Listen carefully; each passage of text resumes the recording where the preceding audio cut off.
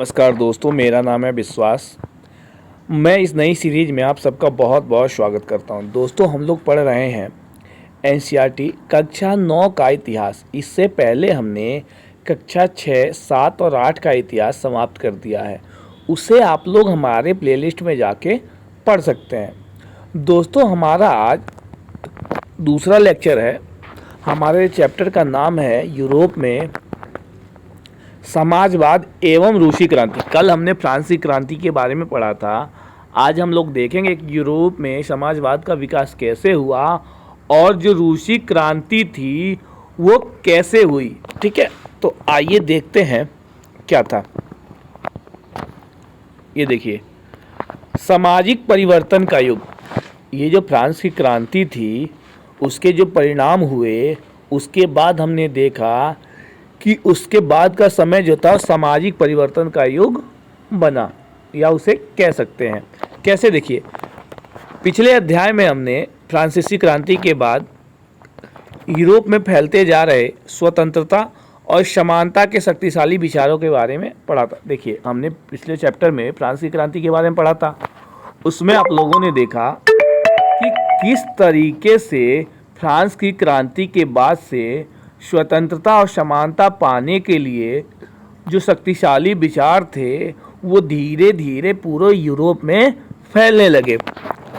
फ्रांसीसी क्रांति ने सामाजिक जो संरचना थी उसके क्षेत्र में आमूल परिवर्तन की जो संभावनाएं थी उनका सूत्रपात कर दिया था। जैसा कि आप पढ़ चुके हैं, 18वीं सदी से पहले फ्रांस का समाज मोटे तौर पर 3 श्रेणियों में बटा हुआ था, यानी 3 स्टेट्स में बटा हुआ था, 3 स्टेटों में बटा हुआ था। वो 3 स्टेट जो थे, पहले स्टेट में कुलीन वर्ग थे, दूसरे में पादरी वर्ग थे, तीसरे में जो थे जमींदार, किसान, क्या बोलते हैं, कामगार, मजदूर, आम आदमी, मतलब आम जनता जो थी वो तीसरे वर्ग में थी। इनमें भी कुछ अमीर वर्ग थे, ऐसा नहीं था कि मतलब खाली किसान और गरीब लोग ही थे। तीसरे स्टेट में भी कुछ अमीर वर्ग थे। ठीक है, आगे देखिए। समाज की आर्थिक और सामाजिक सत्ता पर कुलीन वर्ग और चर्च का नियंत्रण था। 18वीं सदी से पहले जो था, फ्रांस की सत्ता पर जो प्रथम स्टेट के कुलीन वर्ग थे और द्वितीय स्टेट के जो पादरी थे उनका पूरी तरीके से कंट्रोल था। लेकिन जो फ्रांस की क्रांति हुई उसके बाद, ठीक है, इस संरचना को बदलना संभव दिखाई देने लगा। मतलब जब क्रांति हो गई उसके बाद जो सत्ता कुलीन वर्ग और चर्च के कंट्रोल में था उनके हाथों से फिसलने लगा। अब धीरे धीरे इस बात की संभावना यूरोप के जो अन्य क्षेत्र थे उनको भी दिखने लगी कि वहाँ परिवर्तन हो गया क्रांति से, तो हमारे क्षेत्र में भी परिवर्तन जरूर होगा। यूरोप और एशिया सहित दुनिया के बहुत सारे हिस्सों में व्यक्तिगत अधिकारों के स्वरूप और सामाजिक सत्ता पर किसका कंट्रोल हो, इस पर चर्चा छिड़ गई। भारत में भी राजा राम मोहन राय और डेरोजियो ने फ्रांसीसी क्रांति के महत्व का उल्लेख किया। ठीक है, इसके बारे में भारत में भी चर्चाएं होने लगी और भी बहुत सारे लोग क्रांति के बाद यूरोप की जो स्थितियां थी उनके बारे में जो बहस चल रही थी उनमें कूद पड़े। आगे चलकर उपनिवेशों में घटी घटनाओं ने भी इन विचारों को एक नया रूप प्रदान करने में योगदान दिया। ठीक है, देखिए, मगर यूरोप में भी सभी लोग आमूल समाज परिवर्तन के पक्ष में नहीं थे। देखिए, ऐसा नहीं था कि समाज के सभी लोग, ठीक है, परिवर्तन चाहते थे। कुछ लोग उनमें ऐसे भी थे जो लोग ये परिवर्तनों को स्वीकार करने के लिए तैयार नहीं थे। इस सवाल पर सबकी जो राय थी वो बिल्कुल अलग अलग थी। बहुत सारे लोग बदलावों के लिए तैयार थे, लेकिन वो चाहते थे कि यह बदलाव जो है वो धीरे धीरे हो, एकदम से बदलाव ना हो। एकदम से बदलाव होगा तो वहाँ की जो जनता है उस चीज़ को कंट्रोल नहीं कर पाएगी, बदलाव को नहीं सहन नहीं कर पाएगी। ठीक है, एक खेमा मानता था कि समाज का आमूल पुनर्गठन जरूरी है, और वहीं कुछ वर्ग ऐसे थे जो लोग ये मानते थे कि समाज में परिवर्तन जो है बहुत ही जरूरी है। कुछ रूढ़िवादी, ठीक है, कुछ रूढ़िवादी थे तो कुछ उदारवादी थे, या आमूल परिवर्तनवादी कह सकते हैं, जो समाधानों के पक्ष में थे कि मतलब इनका कुछ समाधान निकाला जा सकता है। उस समय के संदर्भ में आखिर इन शब्दों का मतलब क्या था, ठीक है, आइए देखते हैं। राजनीति की इन धाराओं में क्या फर्क थे और कौन कौन सी बातें थी जो समान थी। यहाँ हमें ध्यान रखना चाहिए इन शब्दों का जो अर्थ है हर काल में, ठीक है, एक जैसा नहीं होता, बल्कि हर काल में इन शब्दों का अर्थ अलग अलग होता है।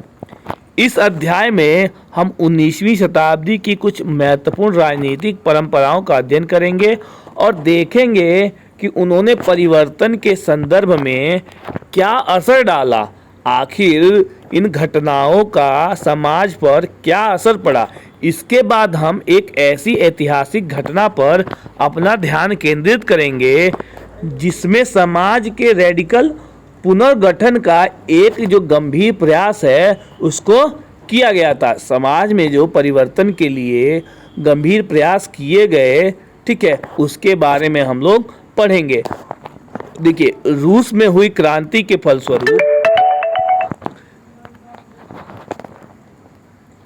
समाजवाद जो था 20वीं सदी का स्वरूप तय करने वाले सबसे महत्वपूर्ण और शक्तिशाली विचारों की श्रृंखला का हिस्सा बन गया। ठीक है, समाजवाद जो है वो परिवर्तन करने वाले 20वीं सदी के सबसे महत्वपूर्ण और शक्तिशाली जो विचार थे उनका हिस्सा बन गया। देखिए आगे देखते हैं। उदारवादी, रेडिकल और रूढ़िवादी में क्या अंतर, देखिए। समाजवादी जो परिवर्तन के समर्थकों में, देखिए, जो समाज परिवर्तन के समर्थक थे उनमें एक समूह जो था वो उदारवादियों का था। उदारवादी ऐसा राष्ट्र चाहते थे जिसमें सभी धर्मों को बराबर का सम्मान और जगह मिले। ठीक है, जो उदारवादी वर्ग था यह चाहता था कि सभी वर्ग के लोग मिलजुल कर साथ रहें और सब लोगों को बराबर सम्मान और जगह मिले। क्या आप जानते हैं कि यूरोप के देशों में प्राय किसी एक धर्म को ही ज़्यादा महत्व दिया जाता था। जैसे ब्रिटेन की सरकार चर्च ऑफ इंग्लैंड का समर्थन करती थी। ऑस्ट्रिया और स्पेन में कैथोलिक चर्च के समर्थक थे। उदारवादी समूह जो थे वो वंश आधारित शासकों की अनियंत्रित सत्ता के विरोधी थे। देखिए, जो उदारवादी समूह था वो जो राजाओं का वंशानुगत परंपरा थी कि एक राजा की मृत्यु के बाद उसका पुत्र राजा बनेगा, इस व्यवस्था के जो उदारवादी थे वो लोग सख्त विरोधी थे। वे सरकार के समक्ष व्यक्ति मात्र के अधिकारों की रक्षा के पक्षधर थे। वे लोग समाज में जो किसी व्यक्ति के अधिकार होते हैं ये लोग उसकी रक्षा के पक्ष में थे। उनका कहना था कि सरकार को किसी के अधिकारों का हनन करने का या उन्हें छीनने का अधिकार नहीं दिया जाना चाहिए। यह समूह प्रतिनिधित्व पर आधारित एक ऐसी निर्वाचित सरकार के पक्ष में था जो शासकों और अफसरों के प्रभाव से मुक्त और सुप्रशिक्षित न्यायपालिका द्वारा स्थापित किए गए कानूनों के अनुसार शासन कार्य चलाए। ये जो उदारवादी वर्ग था वो लोग चाहते थे जो कानून है वो कानून जो है वो सरकार के समक्ष, देखिए, ये जो कानून है यह एक ऐसी निर्वाचित व्यवस्था पर आधारित होनी चाहिए जिसमें किसी शासक और अफसर का कोई प्रभाव नहीं हो, उनके प्रभाव से मुक्त हो, बल्कि ये जो न्यायपालिका है उसके द्वारा जो यानी संविधान के माध्यम से जो कानून तैयार किए जाएं उसके हिसाब से सत्ता चलनी चाहिए। ठीक है, आगे देखिए। ये लोग सार्वभौमिक वैश्विक मताधिकार यानी सभी नागरिकों को वोट देने के अधिकार के पक्ष में नहीं थे। उनका यह मानना था कि वोट का अधिकार केवल संपत्तिधारियों को ही मिलना चाहिए। ठीक है, देखिए ये जो उदारवादी समूह था, ये लोग लोकतंत्रवादी नहीं थे। ठीक है, ये लोग जो सार्वभौमिक मतलब सभी वैश्विकों को वोट देने का जो अधिकार की बात थी, ये लोग उसके पक्ष में नहीं थे। उनका मानना ये था वोट का अधिकार केवल उसी व्यक्ति को होना चाहिए जिनके पास संपत्ति हो। इसके विपरीत जो थे रेडिकल समूह, वो लोग ऐसी सरकार के पक्ष में थे जो देश की आबादी के बहुमत के समर्थन पर आधारित हो, यानी देश की जो बहुमत है वो जिसके पक्ष में हो उसकी सरकार हो। इनमें से बहुत सारे लोग जो थे वो महिला मताधिकार यानी महिलाओं के अधिकारों के लिए आंदोलन के भी समर्थक थे। उदारवादियों के विपरीत ये लोग बड़े जमींदार और संपन्न उद्योगपतियों को प्राप्त किसी भी तरह के जो विशेष अधिकार थे उनके खिलाफ थे। वे निजी संपत्ति के विरोधी नहीं थे, लेकिन केवल कुछ लोगों के पास जो संपत्ति है उसका जो संकेंद्रण है उसका विरोध ये लोग जरूर करते थे। कि मतलब किसी एक व्यक्ति के पास, ठीक है, वो पूरी संपत्ति का केंद्रीकरण नहीं होना चाहिए। रूढ़िवादी जो तबका था वो रेडिकल और उदारवादी दोनों के खिलाफ था। मगर फ्रांसीसी क्रांति के बाद तो जो रूढ़िवादी थे उनमें भी बदलाव की ज़रूरत को स्वीकार कर, देखिए जो रूढ़िवादी थी फ्रांसीसी क्रांति के बाद वे लोग भी बदलाव को स्वीकार करने लगे थे। पुराने समय में यानी 18वीं शताब्दी में रूढ़िवादी जो थे वो आम तौर पर जो परिवर्तन के विचार थे उनका विरोध करते थे, लेकिन 19वीं सदी आते आते वे भी मानने लगे कि कुछ परिवर्तन बिल्कुल आवश्यक हो गया है। परंतु देखिए यानी लेकिन वे चाहते थे कि अतीत का भी सम्मान किया जाए, अर्थात अतीत को पूरी तरह ठुकराया न जाए और जो बदलाव की प्रक्रिया है वो धीमी हो। देखिए जो रूढ़िवादी हैं वो लोग बदलाव तो चाहते थे, लेकिन उनका कहना ये था ये जो बदलाव है ये धीरे धीरे हो, एकदम से नहीं हो। फ्रांसीसी क्रांति के बाद पैदा हुई राजनीति उथल पुथल के दौरान सामाजिक परिवर्तन पर केंद्रित इन विभिन्न विचारों के बीच जो है काफ़ी टकराव हुए। देखिए फ्रांसीसी क्रांति के बाद जो राजनीतिक उथल पुथल पैदा हुए उससे समाज में परिवर्तन पर केंद्रित जो विचार थे उनके बीच काफ़ी टकराव होने लगे, काफ़ी टकराव देखने को मिलते हैं। 19वीं सदी में क्रांति और राष्ट्रीय कायांतरण की विभिन्न कोशिशों ने इन सभी राजनीतिक धाराओं की जो सीमा थी और जो संभावनाएं थी उनको नष्ट कर दिया। आगे देखिए औद्योगिक समाज और सामाजिक परिवर्तन। यह राजनीतिक रुझान एक नए युग का घोतक थे। यह दौर गहन सामाजिक एवं आर्थिक बदलावों का था। देखिए इस दौर में आप लोग देखेंगे कि बहुत सारे सामाजिक और आर्थिक परिवर्तन हो रहे थे। यह समय था जब नए शहर बस रहे थे, नए नए औद्योगिक क्षेत्र जो हैं वो विकसित हो रहे थे, नई नई कंपनियां आ रही थी, नई नई मशीनें आ रही थी, रेलवे का काफ़ी विस्तार हो रहा था। औद्योगिक क्रांति जो है वो बिल्कुल संपन्न हो चुकी थी। औद्योगिकरण ने औरतों, आदमियों और बच्चों सबको कारखानों में ला दिया। काम के घंटे यानी पाली बहुत लंबी होती थी और मजदूर बहुत कम थी। मजदूरी जो देखिए काम करने के जो घंटे थे वो बहुत ज़्यादा थे, यानी आप कह सकते हैं काम ज़्यादा लिया जाता था और मजदूरी बहुत कम दिया जाता था। बेरोजगारी जो थी वो आम समस्या बन गई थी। औद्योगिक वस्तुओं की जो मांग है उनमें भी गिरावट आ गई। ठीक है, आगे देखिए। जब औद्योगिक वस्तुएं थी उनकी मांग में जब गिरावट आ गई तो जाहिर सी बात है जब मांग ही नहीं रहेगा, डिमांड ही नहीं रहेगा तो सप्लाई होगी नहीं। जब सप्लाई नहीं होगी तो लोग नौकरी से निकाल दिए जाएंगे, बेरोजगारी बढ़ जाती है। तो बेरोजगारी जो है, जब वस्तुओं की मांग गिरती थी तो बेरोजगारी अपने आप बढ़ जाती थी। शहर तेजी से बसते और फैलते जा रहे थे, इसलिए आवास और साफ सफाई का काम भी मुश्किल होता जा रहा था। उदारवादी रेडिकल दोनों ही इन समस्याओं का हल खोजने की कोशिश कर रहे थे। देखिए, जो उदारवादी वर्ग था और जो रेडिकल वर्ग था, दोनों लोग ही इन समस्याओं से निजात पाने की कोशिशों में लगे हुए थे। लगभग सभी उद्योग जो थे वो व्यक्तिगत स्वामित्व में थे, यानी जो उद्योग थे वो सारे प्राइवेट थे। बहुत सारे रेडिकल और उदारवादियों के पास काफ़ी संपत्ति थी और उनके यहाँ बहुत सारे लोग नौकरी करते थे। उन्होंने व्यापार या औद्योगिक व्यवसायों के जरिए धन दौलत इकट्ठा की थी, इसलिए वो चाहते थे कि इस तरह के प्रयासों को ज़्यादा से ज़्यादा बढ़ावा दिया जाए। उन्हें लगता था कि अगर मजदूर स्वस्थ हो और नागरिक पढ़े लिखे हों तो इस व्यवस्था से भरपूर लाभ लिया जा सकता है, कमाया जा सकता है। ये लोग जो जन्मजात मिलने वाले विशेष अधिकार थे उनके विरुद्ध थे। ये लोग इस बात को नहीं मानते थे कि किसी व्यक्ति को जन्म से कोई विशेष अधिकार प्राप्त होता है। व्यक्तिगत प्रयास, श्रम और उद्यमशीलता में उनका गहरा विश्वास था।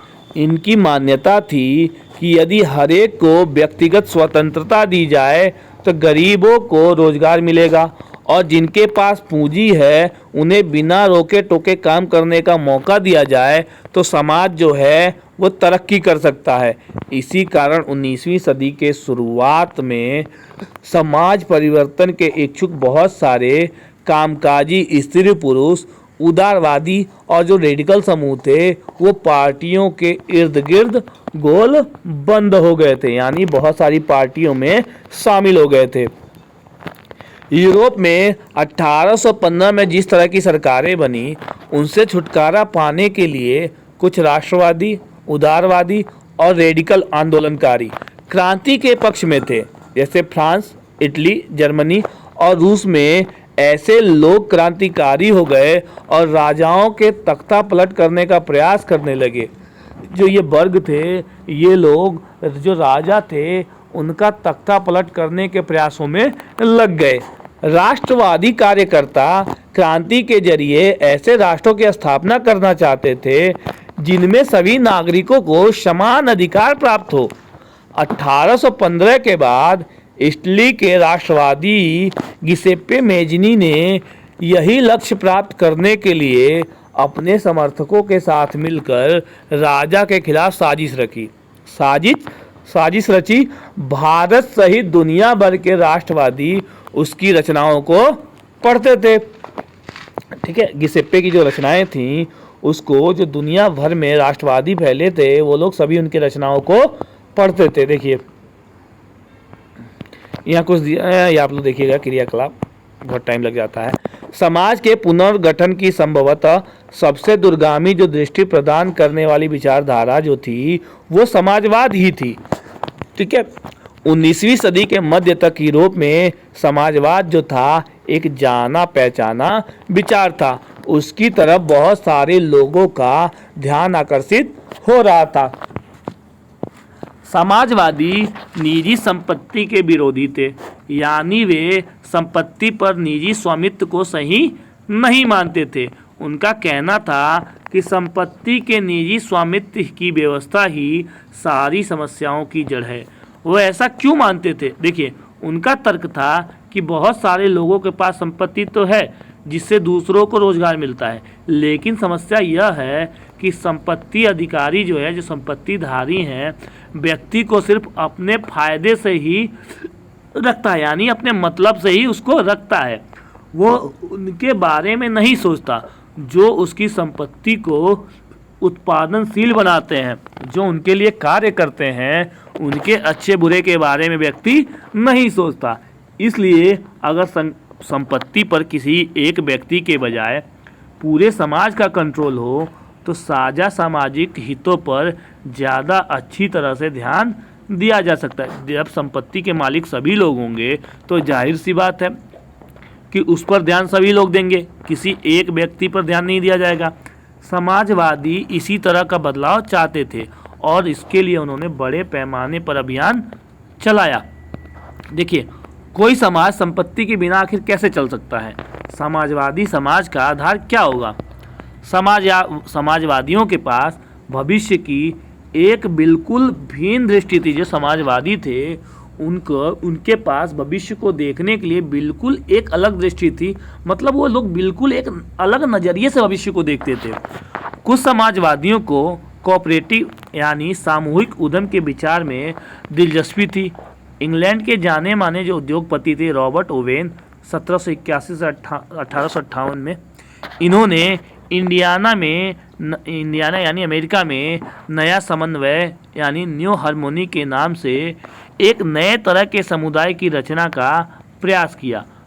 ठीक है, कुछ समाजवादी मानते थे कि केवल व्यक्तिगत पहलकदमी से बहुत बड़े सामूहिक खेत नहीं बनाए जा सकते भाई।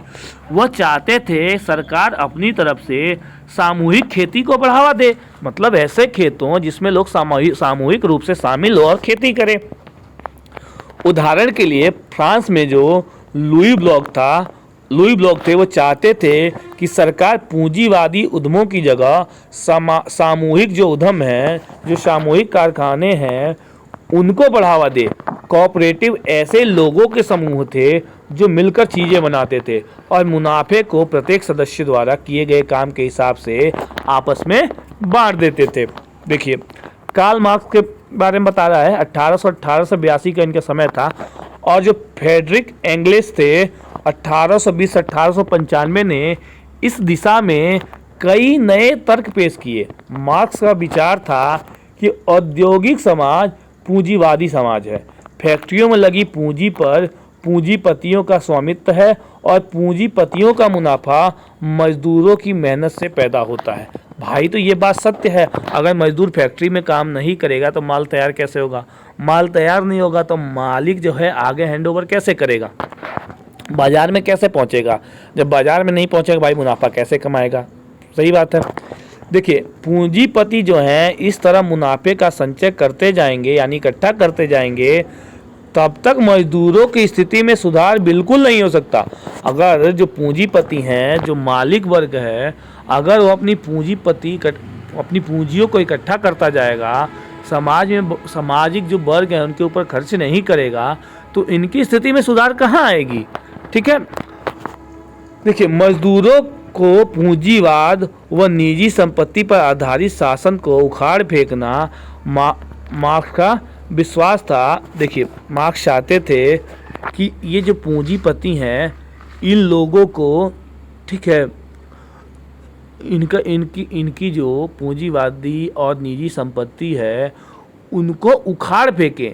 ये जो पूंजीवादी निजी संपत्ति शासन है इसको उखाड़कर फेंक देना चाहिए। मार्क्स का विश्वास था कि खुद को पूंजीवादी शोषण से मुक्त कराने के लिए मजदूरों को एक अत्यंत भिन्न किस्म का समाज बनाना होगा, जिसमें सारी संपत्ति पर पूरे समाज का यानी सामाजिक नियंत्रण और स्वामित्व रहेगा।